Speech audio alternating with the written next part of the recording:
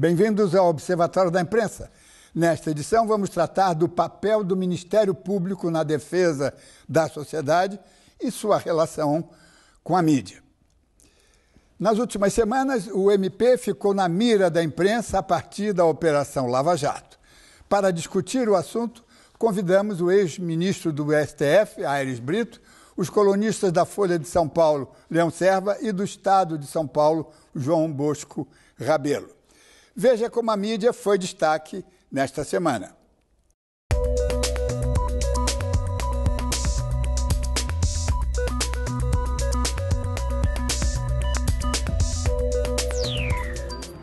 Ainda não foram completadas as avaliações sobre as manifestações de domingo, que levaram às ruas do país entre 1 e 2 milhões de pessoas para lembrar o 30º aniversário da nossa democracia.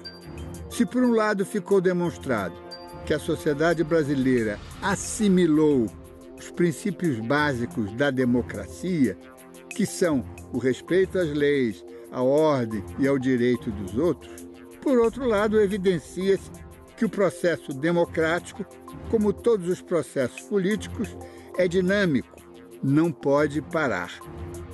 O panelaço com buzinaço e piscadelas de luz nas maiores cidades do país, no exato momento em que os dois ministros, Cardoso e Rossetto, concediam uma entrevista em Brasília depois dos protestos, indica um nível de descontentamento que não deve nem está sendo minimizado, espera-se. Felizmente, a ideia suicida de impeachment não vem encontrando sustentação jurídica, muito menos política, enquanto ganha corpo a tese de diálogo levantada pelo ministro da Justiça, José Eduardo Cardoso. Agora trintona e balzaquiana, nossa democracia ganhou como presente de aniversário um sistema de alertas à prova de crises. Se utilizado como deve, costuma ser infalível. A realidade transformada em show virou tragédia na Argentina semana passada, quando 3 atletas olímpicos franceses morreram numa colisão de 2 helicópteros antes da gravação de uma sequência da série Dropped, que significa jogados. Também morreram os 2 pilotos argentinos e 5 membros da equipe de gravação francesa. Criado na Suécia, o reality show combina celebridades, aventura e superação.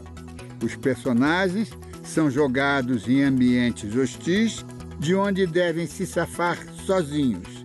Atletas olímpicos e ex-atletas aceitam participar do circo porque os poupudos cachês combinados com a fama permitem que continuem a carreira ou, quando aposentados, ter uma vida decente.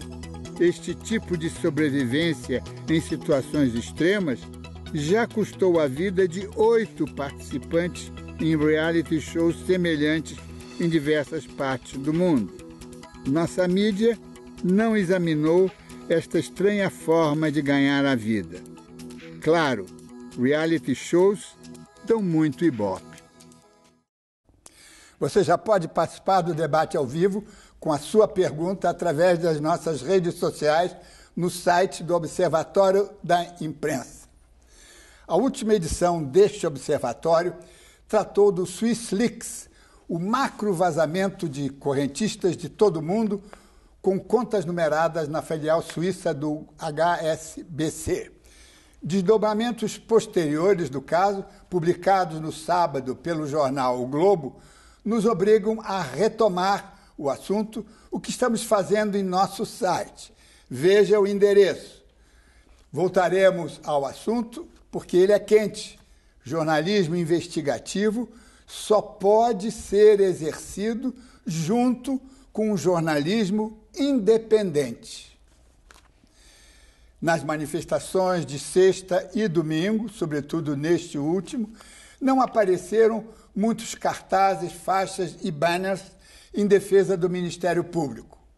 Comemoravam-se no dia 15 de março os 30 anos de nossa democracia, mas, lamentavelmente, ficou de fora um dos instrumentos mais fortes e decisivos para a manutenção do Estado de Direito em nosso país. Os defensores do povo, ou da sociedade, que Tancredo Neves, antes da posse, pretendia consagrar na nova Constituição e cujo rascunho encomendara a um grupo de renomados juristas. Agora, depois dos lamentáveis acessos de fúria explícita exibidos pelos presidentes das casas legislativas federais, Renan Calheiros, do Senado, Eduardo Cunha, da Câmara dos Deputados, contra o Procurador-Geral da República, Rodrigo Janot, figura máxima do Ministério Público, a omissão dos manifestantes em todas as capitais tornou-se gritante, justamente porque o Ministério Público, a mais efetiva instituição republicana, tem o poder de fiscalizar os demais poderes, desde que em processos devidos e autorizados pelo Judiciário. O nome que Tancredo Neves pretendia adotar, de defensor do povo, não colou. Os constituintes preferiram remoçar a antiga instituição com o nome que sempre usou e se ajusta plenamente às novas funções, graças ao adjetivo público, do povo. Como todas as instituições humanas, o MP é sujeito a erros, mas o seu desempenho na Operação Lava Jato tem sido impecável. Ter a coragem de sugerir ao Supremo a abertura de inquéritos contra as figuras máximas do Legislativo é um ato de coragem, inédito, inaudito. Merece não apenas o aplauso, mas o irrestrito apoio de toda a sociedade, porque investigar não significa incriminar. Não existem cidadãos acima das leis. Não é só no Brasil que o Ministério Público tem sido perseguido implacavelmente. Não esqueçamos o recente assassinato na Argentina de Alberto Nisman, que investigava ações da própria presidente da República, Cristina Kirchner, e do seu chanceler, Hector Timerman, para encobrir os responsáveis pelo mais trágico atentado terrorista na América Latina. No país vizinho e no mundo hispânico, o Ministério Público é chamado de Fiscalia. Alberto Nisman era um fiscal e a fúria de alguns assessores da Casa Rosada contra os promotores da Fiscalia Federal não foi diferente de Calheiros e Cunha contra a equipe que trabalhava na Operação Lava Jato. O Ministério Público investiga e denuncia. A Polícia Federal investiga e prende. São complementares e autônomos. Tal como na imprensa, jornalismo investigativo e jornalismo independente são indivisíveis e são inseparáveis. A Operação Lava Jato, que investiga o esquema de corrupção na Petrobras, colocou o Ministério Público na mira da imprensa. Os presidentes da Câmara e do Senado atacaram o Procurador-Geral da República, Rodrigo Janot, em retaliação ao fato de terem sido incluídos na lista dos investigados pelo STF. 50 pessoas foram acusadas de dividir contratos da estatal com empreiteiras e obter propina para políticos e empresários.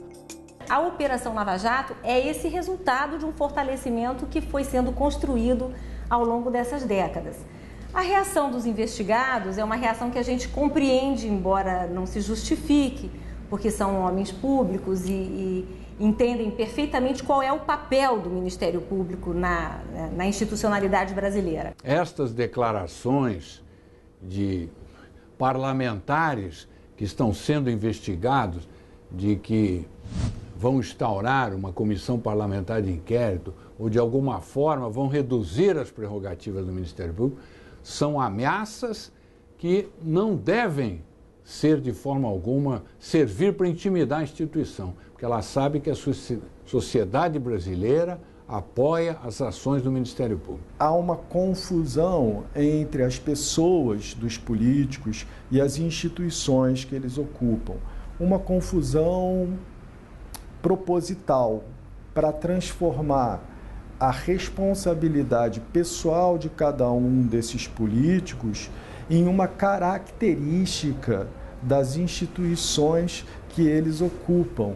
e assim criar um impasse institucional que, ao mesmo tempo, impediria que a responsabilidade dessas pessoas fosse devidamente apuradas, e aí é mais grave ainda, levar à ruptura institucional, como se o responsável pela corrupção não fosse as pessoas que praticaram os atos, mas a instituição da democracia ou do Congresso Nacional ou dos poderes constituídos. Com a Operação Lava Jato, houve uma mudança estrutural e eu acho que todos nós estamos tão surpresos e envolvidos com esse volume de denúncias, com a sucessão de que talvez não tenhamos percebido.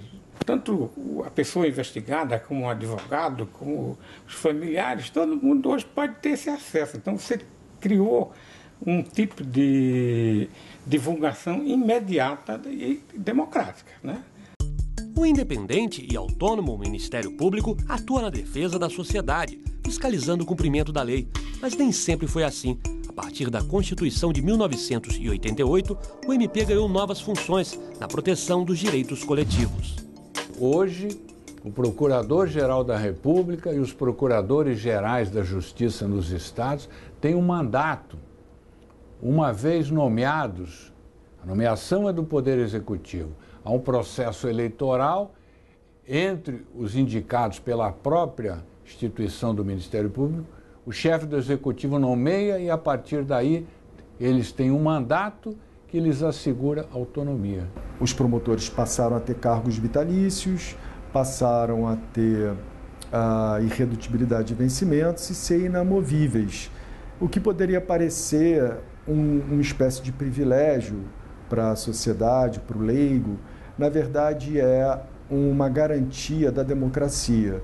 A grande novidade que a Constituição brasileira trouxe para o Ministério Público foi porque ampliou a atuação do Ministério Público, que não está reduzida hoje à atuação criminal. Nos últimos anos, a imprensa e o Ministério Público vêm atuando de forma integrada. O MP ganha mais espaço sempre que oferece uma denúncia. O destaque é maior quando o caso é de repercussão nacional. O jornalismo investigativo, cada vez mais, ele denuncia questões, aponta equívocos, desvios de conduta, corrupção, outros desmandos dos administradores de uma maneira geral, da classe política em particular, e com isso, quer dizer, eles prestam um inestimável serviço à sociedade e, ao mesmo tempo, eles sabem que podem contar para o Ministério Público para o desdobramento daquilo que é denunciado pela imprensa.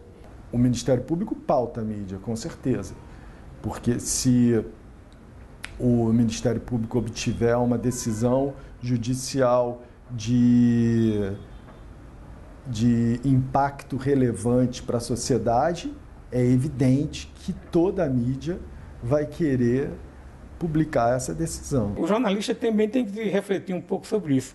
Qual é o direito que nós temos, jornalistas, vamos dizer assim, de receber em primeira mão uma peça que o advogado não teve acesso, tá certo? Então, vamos colocando na figura da pessoa que está sendo investigada, é uma distorção. Nós tivemos, desde a vigência da Constituição, duas grandes novidades relativas no Brasil. Primeiro, essa liberdade que a democracia trouxe para a imprensa, que teve que ser reaprendida, reconstruída, e, por outro lado, a própria criação do Ministério Público nos moldes como está funcionando hoje.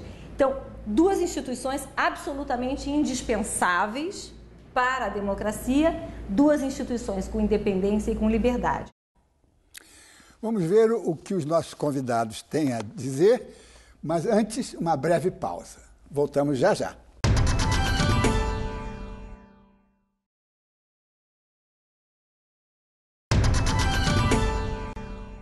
O Observatório da Imprensa está de volta. Nesta edição, analisamos a relação do Ministério Público com a mídia. Na Argentina, a investigação do caso Nisman envolveu o Ministério Público e o governo da presidente Cristina Kirchner.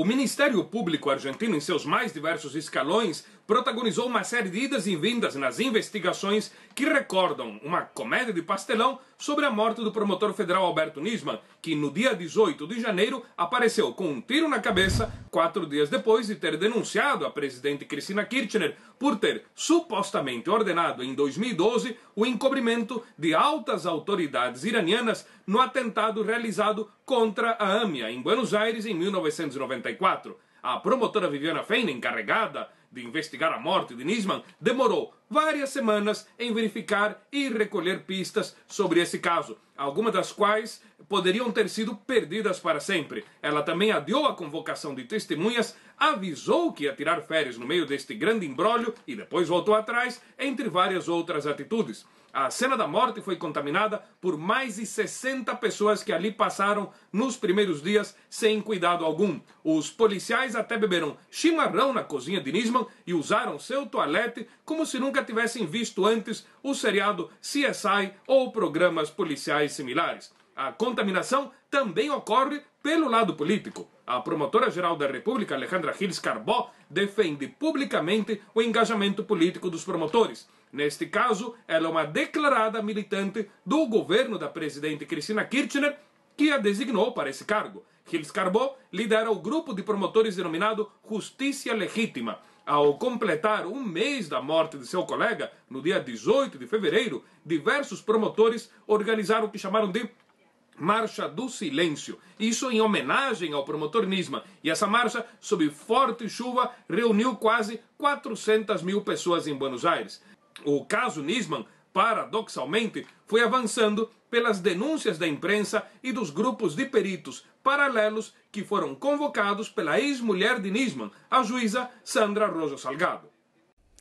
Ministro Aires Brito, queria agora, muito obrigado por atender mais uma vez a este observatório, mas eu queria explorar a sua magnífica capacidade didática para explicar ao telespectador, brevemente, por que o Ministério Público incomodou aqui e incomoda na Argentina.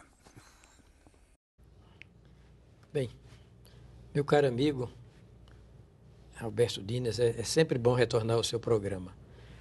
O Ministério Público é uma instituição que deu certo, né? Que emplacou, uma linguagem bem coloquial, no mundo todo, mas aqui no Brasil, em especial, Dines, ele foi concebido pela Constituição como exercente de uma função essencial à jurisdição, essencial à prestação jurisdicional, que sabemos é função do Poder Judiciário.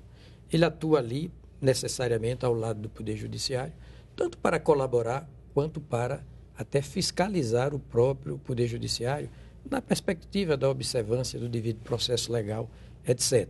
Mas há uma peculiaridade muito grande aqui no Brasil, pelo modo como o Ministério Público foi tratado, e tratado diretamente na Constituição.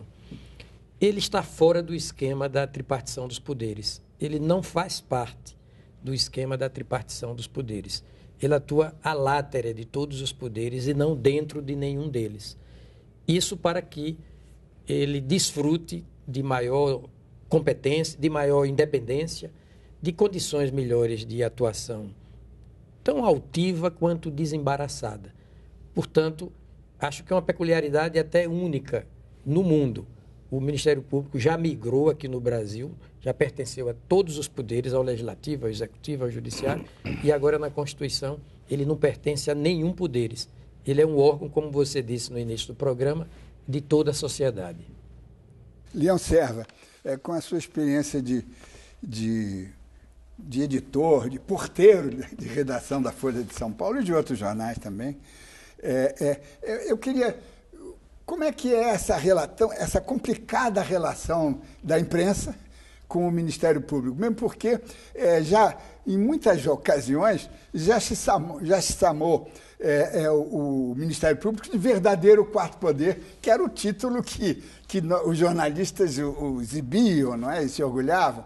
E porque ficou demonstrado que eles não são suficientemente independentes para ter isso. Mas qual é essa relação? Como é que se processa esse? Diniz, você lembra bem que nós nos proclamávamos quarto poder, depois o Ministério Público quarto poder. Quem sabe a gente divida esse quarto poder e meio cada um. Mas o fato é que há uma relação muito próxima, de fato. Muitas vezes o Ministério Público acolhe reportagens investigativas porque a imprensa tem fé pública, como se diz. Então, uma notícia de imprensa deve ser apurada e o Ministério Público usa a imprensa como fonte de informações para a investigação. E, ao mesmo tempo, a imprensa acolhe as denúncias, as investigações com muita credibilidade, quer dizer, atribui muita credibilidade a investigações. Isso, sem dúvida, beneficiou muito o Brasil nos últimos anos. Há inúmeros casos, do caso Collor ao caso do Mensalão e ao atual caso Petrolão, como se diz, para citar 3 entre muitos, em que essa dobradinha contribuiu para a democracia brasileira. Há, sem dúvida, como disse o Frederico Vasconcelos, entrevistado há pouco, situações que são, digamos assim, problemáticas e que talvez exigissem uma melhor, decisão de ambas as partes, que é o fato de que se um processo está em sigilo, quando a imprensa é informada, muitas vezes o próprio suposto réu, o suposto acusado, o futuro acusado, ainda então investigado, não sabe do que é acusado e a imprensa já tem em detalhes uma acusação. Então isso é desproporcional de fato. João Bosco, e puxando o assunto aqui para tempos mais recentes, como é que repercutiu nas redações de Brasília, não é? E você chefia uma delas, do Estado de São Paulo. Como é que repercutiu esses acessos de fúria explícita, não é? Jamais vistos, não é? Ameaçar o Ministério Público de não sei o quê, de fazer uma CPI para investigar o Ministério Público. Como? Como é que os jornalistas estão encarando essa rebeldia? Afinal, eles não estão sendo incriminados, eles estão sendo inquiridos. Diniz, na verdade, a gente percebeu claramente que isso é uma estratégia, né? Isso, há uma coreografia aí emocional, mas, na verdade, essa indignação toda, ela tem um certo teatro, porque ela está dentro de uma estratégia de defesa que claramente o presidente da Câmara, Eduardo Cunha, e na sequência o do Senado aderiu, que é estabelecer isso como um conflito entre o Poder Legislativo e o Poder Judiciário, né? Então eles estão unidos nisso e certamente foram favorecidos pelo formato, pela decisão de pedir abertura de inquéritos, porque havia uma expectativa de que já houvesse denúncias, não é? Quando essa expectativa foi frustrada, eles se sentiram à vontade para, então, como investigados, questionar os conteúdos, sobretudo porque os inquéritos foram pedidos com base em apenas 2 depoimentos dados sob delação premiada. E há conflitos, em alguns casos, entre os 2 depoimentos. Então, tudo isso aí gerou uma brecha para que eles tomassem essa atitude. Inclusive, o Cunha foi mais longe, ele se apresentou à CPI já para depor, né?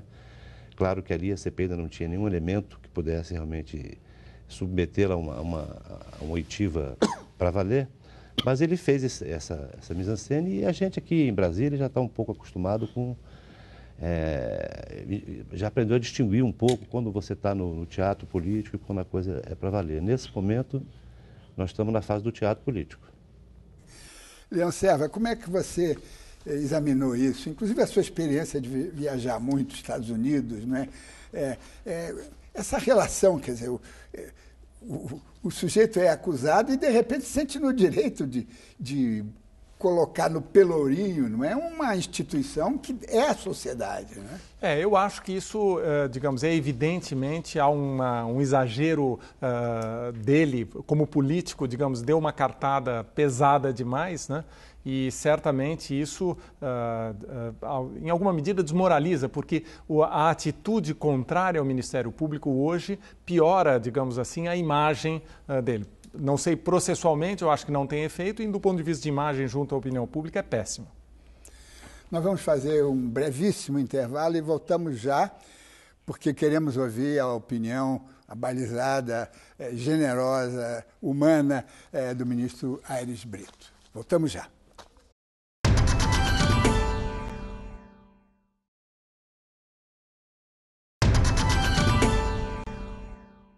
Estamos de volta com o Observatório da Imprensa, que hoje trata da independência do Ministério Público na defesa dos interesses da sociedade. Ministro Aires Brito, finalmente vamos de novo ter a sua sabedoria. Eu queria primeiro atender a uma pergunta de um telespectador, que Charley Fernandes, que ele mandou pelo Facebook. Eu vou apenas reduzir um pouco. Ele pergunta, não é paradoxal que em um Estado democrático existam poderes como o Ministério Público e o Judiciário, cujos integrantes são vitalícios e inamovíveis, ou seja, não podem ser transferidos de suas respectivas comarcas? Bem, isso é fruto de experiência histórica. Muitas tentativas já foram feitas para conformar juridicamente o Ministério Público e o Poder Judiciário na perspectiva de sua independência, não é, perante o Poder Legislativo, o Poder Executivo. E o melhor formato foi esse adotado pela Constituição. A Constituição profissionalizou a magistratura, profissionalizou o Ministério Público, tornou as respectivas carreiras atraentes e reclamou e requestou para o seu serviço vocações autênticas. Eu acho, Dines, que temos um Ministério Público até modelar, exemplar, e um Poder Judiciário que também caminha nessa direção. Eu não vejo defeito nesse formato, não, só vejo virtudes. Esse empoderamento do Judiciário e do Ministério Público, no entanto, conhece antídotos. A Constituição, por exemplo, no âmbito do Poder Judiciário, coloca o Ministério Público, os advogados públicos e privados, a Defensoria Pública, ali como atores, não é, como agentes necessários ao exercício da jurisdição. Há todo um processo a ser observado pelos magistrados, as sessões monocráticas ou colegiadas são públicas, todas as decisões, também monocráticas e colegiadas, são obrigatoriamente fundamentadas, não? O Poder Judiciário se expõe a um sistema recursal até tido como demasiadamente generoso. Há um antídoto institucional que também vem dando certo, que é o Conselho Nacional de Justiça, e diga-se o mesmo do Ministério Público, há um Conselho Nacional do Ministério Público. Então, a Constituição empodera, de um lado, as instituições, mas, de outro lado, ela aporta consigo, não é, antídotos para impedir disfunções, até no plano individual, que o membro do Ministério Público ou o magistrado resvale para a pose, a prepotência, né, a desídia, e por aí vai. O senhor acha, só para fazer um gancho com o que disse o João Bosco há pouco, de que essas ameaças de CPI em cima do Ministério Público é mais uma dramatização e tal, para atender ao machismo que se espera de uma autoridade? Ou há algum perigo de haver uma rebelião desse tipo? Olha, talvez não haja uma compreensão devida, não é, da natureza da investigação desencadeada pelo Ministério Público sob a supervisão de um ministro do Supremo Tribunal Federal. Não se trata de, você disse bem, Dines, de antecipar condenação de ninguém. Não é incriminação, é apenas uma investigação. O desencadear de diligências investigativas, cujo conteúdo, né, não pode ser ainda divulgado. O devido processo legal, o contraditório e ampla defesa, no seu devido tempo, serão observados. Por enquanto, o que há é um pré-processo. Não há sequer um juízo de denúncia formulado, muito menos um juízo de condenação. Então, o Ministério Público tem toda a legitimidade para, sem precisar de inquérito policial, sem precisar sequer de autorização do Supremo Tribunal Federal, encetar investigações numa perspectiva criminal. João Bosco, e como é que você vê essa questão que foi levantada aqui pelo Leão Serva, dos vazamentos do Ministério Público, às vezes de outras fontes também, essa quebra de sigilo, isso não é uma falha, é processual, inclusive, porque o sigilo faz parte, né, do devido processo. Como é que você vê isso? Porque a imprensa se aproveita muito disso, não é? Mas a imprensa tem que começar a refletir nos perigos de ir atrás dessa água rala que nos oferece, imaginando que seja um suco de vitaminas. Não, Diniz, eu concordo. Eu acho que esse assunto é um assunto extremamente delicado, porque existe uma pressão muito forte para que os vazamentos de investigações ou de outra natureza sejam debitados à conta da imprensa, né? Ora, a imprensa, o papel dela é informar, né? Se o papel de guardião desse sigilo é do Estado, né? Seja do Poder Judiciário, seja do Ministério Público, o papel do jornalista é informar. O que eu aceito como uma boa provocação é que haja uma autorreflexão, quer dizer, a gente tratar material que vazou, para o jornalista é um maná, é uma informação preciosa. Agora, a provocação boa é essa, de a gente estabelecer colocar um pouco mais de reflexão quando temos a posse desse material, né? Quer dizer, verificar um pouco mais, refletir mais sobre os efeitos de uma publicação que envolve tantos atores, né? Como os réus, ou os simplesmente investigados, os advogados, né? Mas eu defendo muito que o direito da imprensa de informar a exclui desse rol de responsáveis pelo sigilo. O sigilo, quem tem que guardar é o Estado. Perfeito. Leão Serra, como é que você vê isso? Né? Eu concordo, Diniz, que de fato a imprensa, digamos, eu entendo que a imprensa não deve ter limites que não sejam autoimpostos, vamos dizer.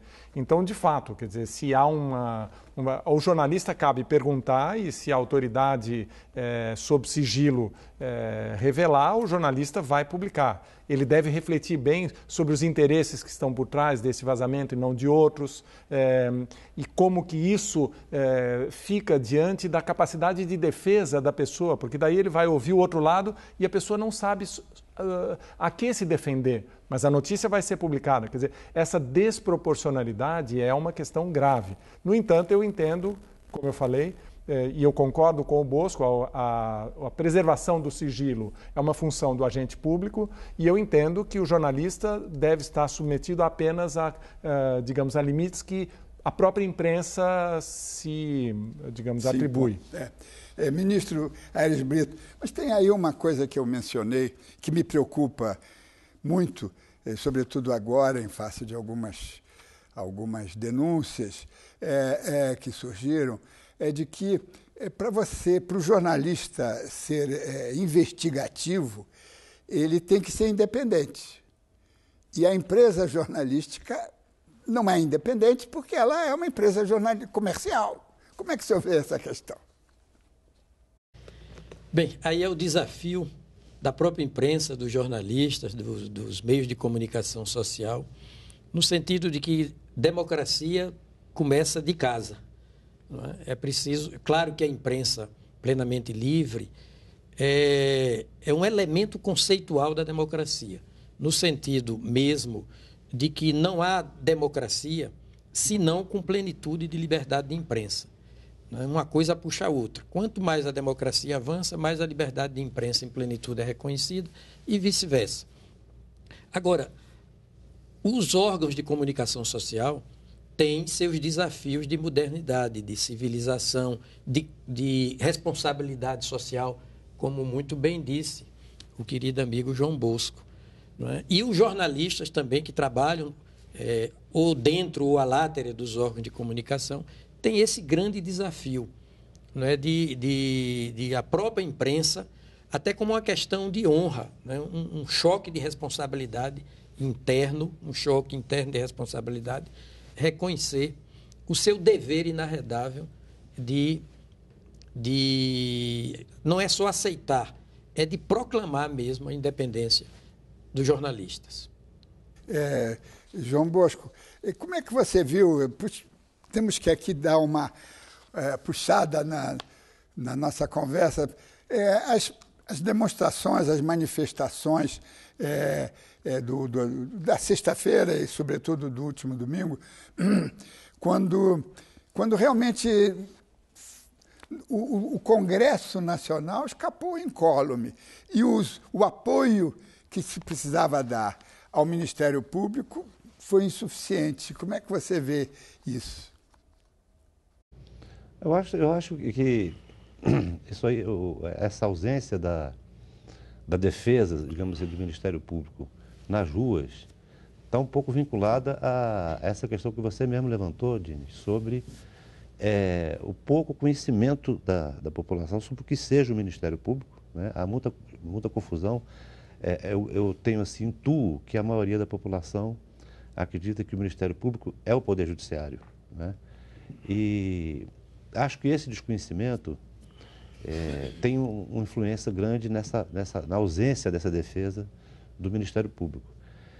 Mas acho também que as pessoas estavam muito motivadas, principalmente, evidentemente, a passeata do domingo, motivada pela distância entre o que foi dito na campanha e o que começou a acontecer no dia seguinte. Ou seja, há uma frustração, uma revolta muito grande com isso, mas eu acho que apesar dessas questões que você mencionou, foi um grande avanço, uma grande demonstração de maturidade democrática pela forma como se deu a manifestação e pelo caráter apartidário. Quer dizer, eu acho que quando se proíbe os partidos, como aconteceu nessa passeata, de participarem, já há uma crítica ao trabalho do político. Quer dizer, evidentemente que não pode ser tomado como um fator positivo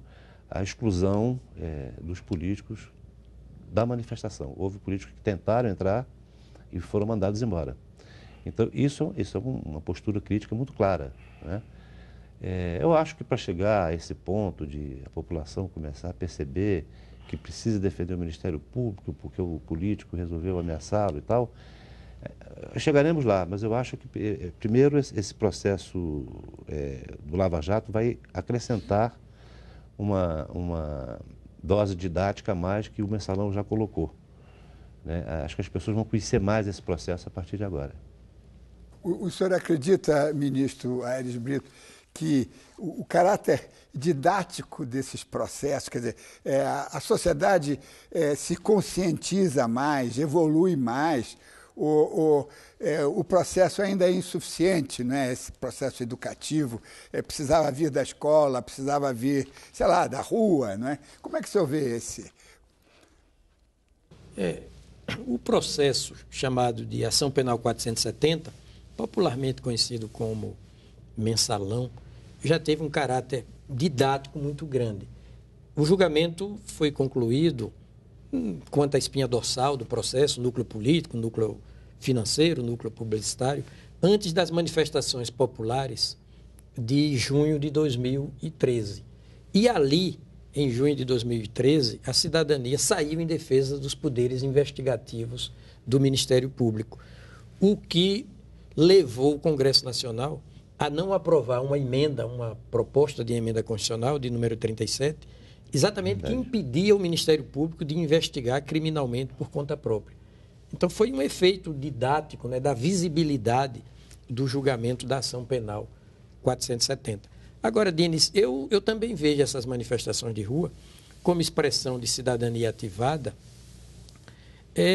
com uma bela novidade, não é? Pacificamente, ordeiramente, o povo foi às ruas, né, colocar uma nova agenda de políticas públicas, né, exigente a agenda de reforma política, notadamente começando pelo combate eficaz à corrupção e à impunidade, né, eu acho que o povo brasileiro cada vez mais tem consciência do seu direito a um governo honesto. Isso está no artigo 85, número 6 da Constituição. E é uma administração pública moral, Isso está no artigo 37, cabeça da Constituição. Na linha, Dines, do que disse certa feita Thomas Jefferson magistralmente, o terceiro presidente norte-americano, aspas, a arte de governar consiste exclusivamente na arte de ser honesto. Então já há uma consciência coletiva em torno da imprescindibilidade dos valores éticos na nossa política. A ética, reconhecidamente, é um valor planetário, ao lado da democracia e do meio ambiente ecologicamente equilibrado. Eu acho que o nosso povo evoluiu e foi às ruas, não é? Nos dá uma lição de que é possível o povo chamar as instituições à ordem, sobretudo a ordem constitucional. Já não é o povo tão a reboque das instituições, mas as instituições também a reboque da população. Eu não acho isso ruim. Nós chegamos ao final, não digo desta edição, mas desta magnífica aula ministrada pelo ministro Aires Brito e pelos meus colegas aqui, altamente experientes, Leão Serva e João Bosco. Quero agradecer a presença deles, e em Brasília do ex-presidente do STF e do João Bosco também. Mas, na semana que vem, vamos tratar da preparação da imprensa para a cobertura dos Jogos Olímpicos de 2016 no Rio de Janeiro. E lembre-se, assistindo ao Observatório da Imprensa pela TV, pelo rádio, pela internet, você nunca mais vai ler jornal do mesmo jeito. Boa noite.